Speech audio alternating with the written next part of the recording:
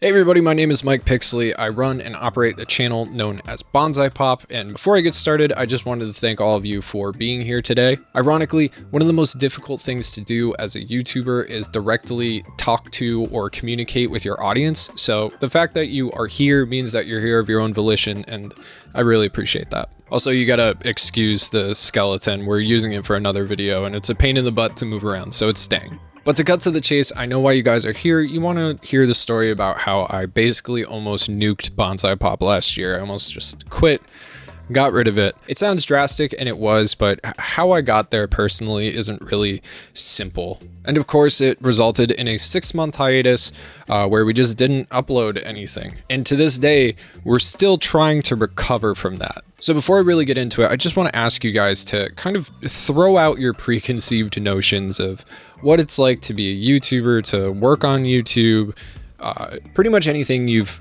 come to believe over the years. Everybody on this platform's experience is different.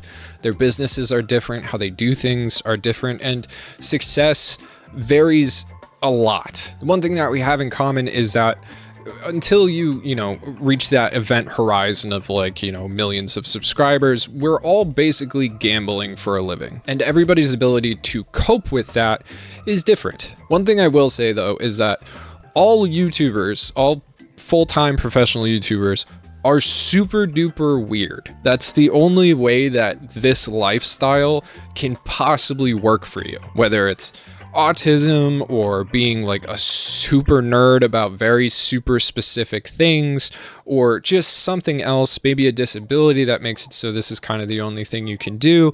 Everybody I've met that is a YouTuber is very strange. And if any of you guys are watching out there, I love you, but come on guys, we're all weird. The point of me saying this is that I want to reach out to you, the audience, the viewers, on a human level, because no matter who we are, no matter where we come from, that is something that we all have in common. We all feel the same feelings. We all have to struggle and survive in this world, and we all know that that can be really difficult to do. And before you guys get too excited, there isn't any like crazy juicy drama as to what happened last year. I'm sure you guys know Tyler. Tyler's my partner on the channel. We created Bonsai Pop together. Everything gets split down the middle 50-50. So, anytime you see any dollar signs or whatever, cut that in half. That's what me and Tyler make separately. He's my co-host on the Bonsai Popcast. We do pretty much everything together. And while we've had like arguments or like tiny ones, it's never even gone to a point where like, oh, I don't want to like talk to him for a day. Like we've never really had a fight. In fact, this entire thing has nothing to do with him. It's very personal for me, and something that I was dealing with. Maybe using the word was, it wasn't, I'm still dealing with it. I'm always going to be dealing with it. And assuming this release goes the way I think it will, the majority of you probably either watch a ton of us or hate me enough to follow me around everywhere I go and continue to tell me to kill myself in Minecraft. But since both of those parties know me pretty well, it's likely no surprise when I tell you that I suffer from mental illness. I'm not shy about it. I talk about it a lot in our videos. I frame a lot of our videos kind of around that, mostly because nowadays people are much more open to accepting the potential that they have their own mental health issues. And I think it's important.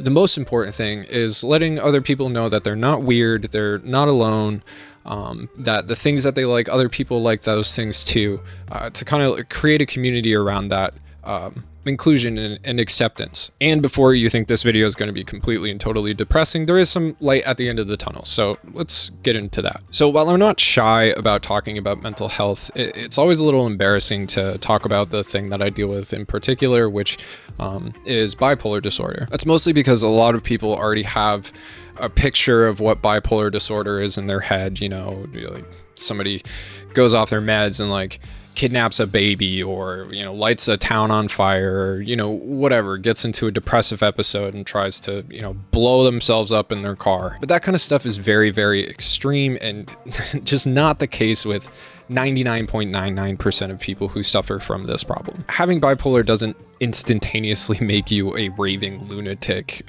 Like all other things, who you are as a person is going to determine how you deal with your own personal difficulties. So, while yes, there have been people with bipolar who have been violent, there's tons of millions of people who don't have bipolar who are just as if not more violent. It's just one of those things. And to get a little bit more specific, most people with bipolar don't have what we call psychotic breaks, which is essentially your brain just kind of rips you out of reality. Sometimes you can have hallucinations, psychosis, voices in your head, that kind of stuff. Most people don't deal with that.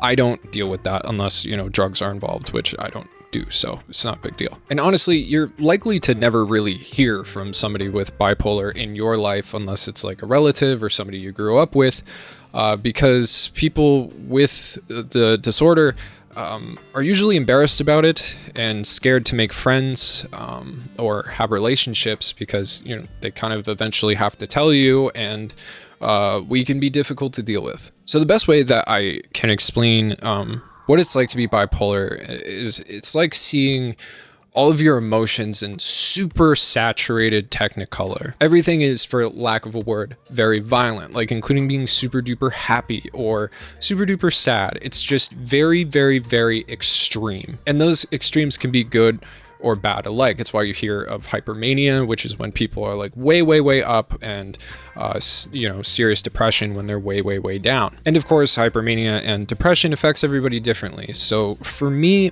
it's kind of hard to explain, but the manic episodes are always like periods of intense focus and drive and passion and creativity. Like my entire entity becomes a single-minded force set on one goal. That goal could be cleaning my apartment or doing something like dedicating my entire life to having a career on YouTube. And yes, through years of therapy, I was pretty much able to figure out that the only reason you're watching this video right now is because of an intense hypermanic episode that lasted years. When I started on YouTube, I was going to college, I was working full time, I was living on my own in an apartment with roommates, and I was making videos every second I could possibly be working on them. So for like 6 months, I was probably sleeping about 2 hours a night on average, and just always busy working. Eventually my car broke down, so I stopped going to college because I couldn't travel there.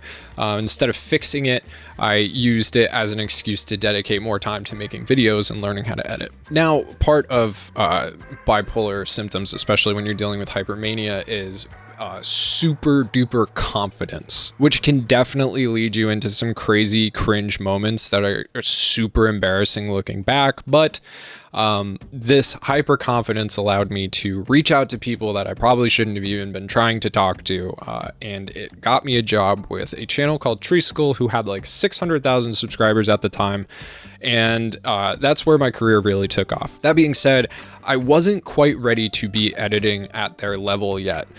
So when I did my first project for them, I just put like 120 hours into it, and basically gave them the expectation that I could do this on the reg relatively quickly, which I had to do inevitably. It got to the point where I had to do it regularly. So I had to get really good really fast, which took a ridiculous amount of time and dedication. And of course, in the process, I was being really self-destructive. I had lost my job, so I was relying on the money I was making from Treeskull, which was basically nothing. At first, it was really, really rough going for a while. Of course, during all this time, there was a lot of personal turmoil that I was going through. I had to like move like 4 times, just like losing apartments, just like friendships, like people were like losing their minds. It was just chaos all around me. And eventually I ended up having super, super crazy severe panic attacks, like on the regular, like 2 or 3 times a week. So what I didn't realize at the time, because I didn't have a doctor, I didn't have health insurance, I wasn't on any medication or anything like that, was that I was like really like flipping through the mania and the depression. So what would happen was I was at the point where I was like working for 4 hours super duper hard, and then all of my energy was totally gone. I would sleep for like 2 hours, wake back up, work for 2 hours, sleep for 2 hours, work for 2 hours. It was just like bouncing back and forth, because with me, depression, it's not like your typical like movie emo kid who's like cutting themselves in school and stuff. It's nothing like that. Instead, it's the complete lack of ability to do anything. It's a state of being tired, but like the most tired you've ever been. Like getting out of bed is an impossible feat. Like going to take a piss is like climbing Mount Rushmore. It's so hard to do anything, especially take care of myself. And I'm sure for some of you, this sounds, I'm not getting it across right. And it sounds lazy. And that's the thing. When I'm like that, that's how I feel, right? Like I feel lazy. I feel horrible about myself. It's like there's something wrong with me. What is wrong with me? Like, why is this happening? Like, what is it that is making me feel like this? Like, I'm so tired. Like, I want to go to the doctors and like figure out why I'm tired. I judge myself, right? Like I look at people who work their 9-to-5s, and I'm just like, I can't. How could I possibly do that? Like, I can't do that. Am I going to end up like homeless and like dead on the street because this keeps happening to me? And how am I supposed to ever work a 9-to-5 when I just cannot be consistent? Like, what's wrong with me? And I've proven multiple times in the past that I can't do it because I've been fired like 18 billion times. And still, I miss appointments. I'm late for stuff. I missed classes when I was in college. I dropped out of high school. Yet I can work 80 hours a week, basically nonstop, trying to write and create and edit and educate and entertain people. Like, it doesn't really make a lot of sense, right? Which one is the real me? Is it the, self-loathing lump, or the incredibly hyper-focused superhuman who doesn't need sleep or food and can make videos that millions of people watch? Now, if you were to ask me like 2 years ago, or, a lot of people who suffer from bipolar, they would say it's the latter. It's the person who can do it all, the person who can shoulder everything, who is, ready and early and on top of everything. Like, that's who I really am. And this other version of me is just like, that's not me. There's just something wrong with me then. There's nothing wrong with me when I'm, on top of shit. But obviously the answer is both. And I can't really control it. I don't have the ability to force myself into one state. I don't have the ability to stay in one state. And I don't know how long it's going to last. When I'm up and running manic, it feels like it's finally, I broke out of prison. It's going to be this way forever. I stream every day. I write and I work on videos and I come up with really great ideas and I'm optimistic, but then I crash and I disappear. I'm stuck in bed in the dark. Nothing can make me happy. Nothing can entertain me. And I'm just waiting to switch back on. And unfortunately, as I've gotten older and, I'm not kind of being forced out of bed every day by like friends or whatever, it's gotten worse. And here's the thing, I'm sure a lot of you people know somebody like this, or maybe it's you, but a lot of people, especially in America, think that if you have mental illness, you get on medication and then you're fixed. You just go back to normal. But that's not how it works at all. And it's, the reason I was diagnosed with bipolar in the first place is because obviously, the things I've told my therapist and my psychologist, and that's happened in the past, but also that normal medication never worked on me consistently. I would seem like everything was going right, and then I would fall back down, and medication just can't do anything about that. And even now that I'm on bipolar medication, not lithium or anything like that, not yet, thankfully. Even though I'm on the medication, I still have bipolar. I still get up and I still crash, but the medication, it makes everything like more gray, muted, I would say. Right? I spent my entire life feeling these incredibly extreme, intense emotions, the happiest happies, the saddest sads, the most annoyed annoyeds. And the medication kind of takes that away. Maybe I'm feeling normal now, but when, you spent so long, when you felt normal, things were just so big and so boisterous, having that taken away, it feels like your superpower's gone, right? It kind of makes life feel a little less, tasty, a little less colorful. It ironically takes the good part out of bipolar, but it does make me makes it much easier for the people around me, right? Because even when I'm like super into it, right, like I get irritable. I'll be like writing a script and I'll be like totally focused on it and like trying to think as hard as possible, and like Devin will come in and be like, hey, like I saw this thing. I'm like, I'm writing, like it sucks. It makes it annoying for people around me. It makes it annoying when I disappear and I don't text anybody or whatever. So it's obviously it's supposed to be good for me, but a lot of the time it just feels like a self-sacrifice for everybody else. And that's, I think, why a lot of people with bipolar or more intense mental health issues tend to go off of their medication, because it's very difficult being on it. It makes you not feel like yourself. And unfortunately, not feeling like myself makes it very difficult to make videos. With the passion and fire, kind of dulled a little bit by the medication, I really have to wait till I'm at my absolute peak to go, buck wild on a script or editing or a voiceover or something like that. Problem with that is that YouTube wants more content all the time, which is inherently opposite to, the way that I'm built on the inside. I'm not consistent. YouTube wants consistency. It's very frustrating. It can be very discouraging when my livelihood depends on that. And of course, that brings up its own difficult topic, but I think it's really important for people to know that Bonsai Pop has never been like a moneymaker. Tyler and I have essentially lived off of about somewhere around $2,000 a month since we started. And obviously, as you guys know, $2,000 now is not worth what $2,000 was worth back in 2019. And you probably noticed this year that we've had a sponsor on almost every single video. Well,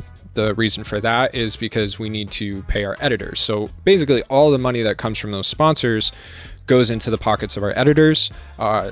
Axel and Dakota are great. They're also very patient with me, so thank you guys. We pay them $15 per minute of editing that they do, right? So if the video is 60 minutes long, 60 times 15, right? And that's the best we can do. I would love to pay them more, but I refuse to pay anybody less. Now, why do we have editors in the first place? Well, it's to make sure that you guys get as much content as possible. They're there to back me up, essentially, because of this whole degradation with these hypermanic episodes being less frequent and shorter in duration. So now let's rewind just 1 year to this time in 2023, because you guys want to know why I almost nuked the channel. Well, at this time, we had just released the huge, insane story of Rurouni Kenshin, and it was our biggest project to date at that time. I wanted it to be perfect. I was super hyper focused on it. I did everything I could to make it the best video that it possibly could be, this big project. But I think it was the straw that kind of broke the camel's back. So for pretty much since 2020, I had been struggling more and more. And just obviously 2020 was really difficult for everybody. That year, Tyler and I worked our asses off because we were like, oh man, like the whole country's falling apart. Like the whole world is falling apart. Like we work from home. The least we could do is try to entertain people, try to be a good voice during very turbulent social times. And we like really blew ourselves out that year because we expected, I think like most people, that eventually the coronavirus was going to go away, which it didn't. And there's a lot as far as that goes in my life as well. So if you guys, again, are interested in knowing more, let me know. You can also check out the Bonsai Popcast. Like we have like 100 episodes of that out. And we have the Patreon podcast on the Patreon. There's like, over 100 episodes of that as well. But yeah, it was, it just got worse and worse, injuries and medical problems and real big medical scares. I almost lost my aunt. I almost lost my grandmother. Devin's mom passed away this year. Just a lot of stuff that was difficult to deal with. And also, the depressive episodes were getting longer and longer. It went from 2 weeks to a month, from 1 month to 2 months, and I was pulling away from everybody. you know, my way of dealing with not feeling good is to kind of like, you know, hide under the bed like a cat. I, you know, just stay away from everybody. Like, I don't like talking about how I feel because I don't want to like bring people down. And, you know, I think part of it is I'm ashamed because, you know, I don't feel good for no reason. That's really frustrating to me because, you know, I like entertaining people. I like making people happy, and showing them interesting things. But yeah, I slowly ghost everybody around me. That's a bad habit of mine. And by October last year, you know, I was in the worst shape of my life. You know, we had steadily been losing money. I was just having a really hard time, and put all of that into Kenshin. And after Kenshin came out, there wasn't a sense of relief. There wasn't a sense of accomplishment. There was a impending sense of doom. Like, how could I ever possibly do that again? You know, how could I, because I always want to do better, right? I always want to make videos better. How could I even possibly like match that video? And the thought of even trying to do that was like horrifying. And of course, this was me lapsing into another depression.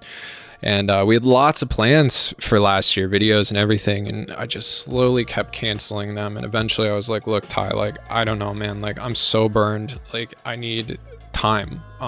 Let's talk in January and see where we're at.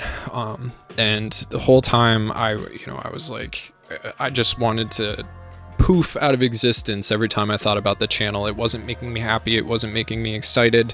I couldn't get into the headspace to like where I understand that people like legitimately enjoy what I do. And you know, I make them happy when I upload. And because YouTube does this thing to you, and nobody ever thinks it'll happen.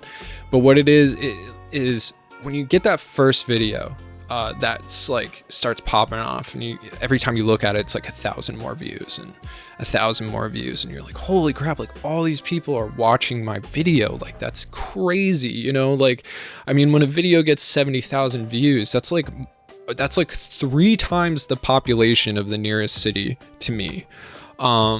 That's crazy. But when you switch it to like, okay, well, I'm depending on these views to pay my bills and everything, it's like it just sucks all the joy out of that number 70,000 and the concept of that 70,000 and turns it into not enough, not good enough. I failed. So all I could think about was like how I was failing, how the channel was failing, like how I couldn't make ends meet doing what I do, and how I'm incapable of doing anything else. Right? So, you know, I've talked to my therapist a lot, and I tried to explain to him like the job, and he was like, look, like, but this is something that you are capable of doing, and realistically you don't have to do it, right? Like realistically, I could like go on disability or like something really shitty like that. He's like, but you are like working, and you're working for a reason, and you have purpose behind it, and you want to do this, you know, like, and it's worth doing. Like, it seems like it's something worth doing. Obviously, he hasn't checked out my videos, but, you know, I talked to him about the kind of things that I try to put out there into the world. But last year at this time, I wanted to quit. I wanted it to be done. I had a ton of conversations with Devin about, you know, like, I just want to let it go. I just want to stop having it weighing on me. I just want it gone. But she wouldn't, you know, she refused to let me self-sabotage myself, refused to let me delete the channel, because she's been here with me through the entire thing. We've been together for 11 years now. And she's watched me just dedicate all of myself to the channel and Tree School and everything I've ever done. And it's just like, there's no way you're throwing that away, you know, $2,000 a month or not, like, you're not throwing it away. And of course, like always, I bounce back a little, but whether it was too little, too late, we're still kind of figuring that out. But here's where the positive stuff comes in. Okay. So, last year might've been one of the darkest points in my life. But in April this year, I was like, okay, I'm going to get healthy. I'm going to start taking care of myself. I'm going to start doing the things that, doctors and therapists and blah, blah, blah have been up my ass about doing. Over the past 5 years, I've gone on this medication and had to get off of it to try another one and this and everything. And I finally have things like relatively balanced out. It's time for me to like take care of the bod. So I started a diet. I started exercising regularly. And now I've lost 25 pounds of fat, added on muscle. I'm doing yoga every day. I was riding my bike like 20 miles a couple days a week, rollerblading 20 miles a couple days a week. And just doing everything I can to like get back into shape and like feel more comfortable being on camera. And just trying to feel better. And I will say that it has improved my life. Am I better? Am I not bipolar anymore? No. Has it been horrible to do? Yes. Every day I have to be like, I got to do this. I don't want to do it, but I got to do it. Every time somebody offers me like M&Ms, I'm like, yeah, I want the M&Ms, but I can't eat them. I'm not doing any of that sugar or trans fat or anything like that. I really got to be on it. But for the first time in my entire life, I've been on a sleep schedule for like 6 months, 7 months, something like that. I've never ever had a sleep schedule. A lot of people with bipolar have insomnia, so that was something I always dealt with. But I have medication for that. Nothing crazy. Not like whatever that stuff is that knocks you the fuck. It's nothing like that. I'm streaming again. We're getting the podcast back again. Just things are coming back. But some days the exercise and the diet is all I can do. And, no matter what, if I'm not writing or not producing something for you guys, I feel like I'm failing, or, the weight just comes down on me because, if I'm not able to do that, I'm not able to make money. Or you guys start forgetting about us, because YouTube doesn't want to deal with trying to send our shit out or whatever. You know what I mean? It's difficult. It's really difficult now because we're not making the money that we were making on Patreon. We've lost like $1,000 a month this year, and from where we were at the beginning of the year. So like we were at $4,000 a month, split in half. So 2 for me and 2 for Tyler at the beginning of the year. Now we're almost down to 3,000, and the reason for that is because we've had to take on these sponsors to pay the editors, so we can't promote the Patreon. But yeah, that's what bipolar is. It is it's living with a lot of suffering, and if you go into any support groups, which I don't recommend honestly from my own experience, because basically everybody in there wants to kill themselves in Minecraft. It can really be torturous, especially feeling like you can't be normal. And for me, being in this job, this feels like the only thing I can do. Yeah, I could write for other people, I could edit for other people, but you know what I mean? This line of work is what I can do, so I do it. And like I said, I'm trying. We've had a couple successes this year. It hasn't been a total mess.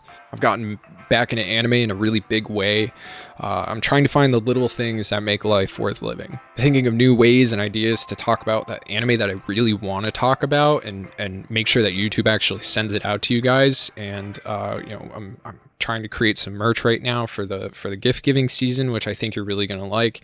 I've been like really studying a lot of fashion and stuff.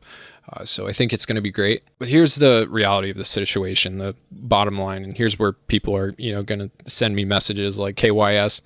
I can only do so much with willpower alone. We can only make so much content in given time periods. And things are tough right now. They're tough for everybody. I know we're in the middle of a housing crisis. My apartment building was sold this year. The people who bought it doubled my rent. Yes, that's legal in Massachusetts. My electricity bill last month, I shit you not, was over $500. Sponsors too are paying less than half of what they paid when we first started. So our average sponsor back in 2020 paid about $2,000. Now we're looking at like $800 to $1,200 per sponsor. That's not even always going to cover the editing. We make long videos. On top of that, when I did my taxes last year, I just bumped into a bracket where I'm no longer on our state-sponsored health insurance. I had to get different health insurance, and now my prescriptions that I need are costing me like $100 plus a bottle. So look, I've never done this before. I do feel uncomfortable, but I'm out here like really doing the best that I can do. I'm trying to keep myself healthy. I'm trying to be the person that can do what needs to be done to get you guys videos and content, and stay alive and to be able to pay my bills. But the reality of the situation is that like we're kind of totally fucked right now. And like I said, I know the economy is bad. I know people are worried about the future. But if you guys have literally anything to spare, please consider supporting us on the Patreon. It doesn't matter if it's $1 or $3. Anything can help us continue, especially going into this season. We're in a tough spot, really. It sucks. And we make it worth the money.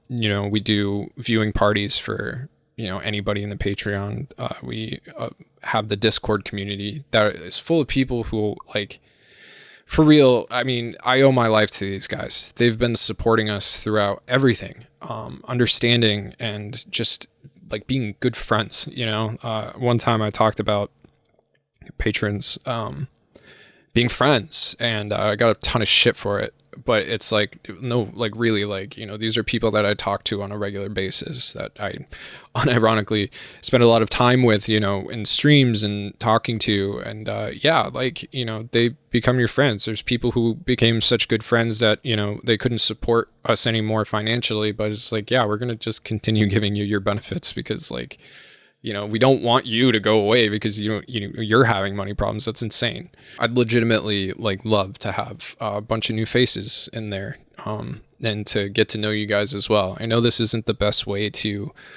ask. I'm just being realistic. If we don't get back up to the bare minimum of $2,000 a month for Tyler and I, we're gonna be running into some like real hard times, like some really big problems. Literal last resort. So if I've ever made your day better, if I've ever taught you something you didn't know, or even if I just entertained you to your satisfaction, please consider supporting us.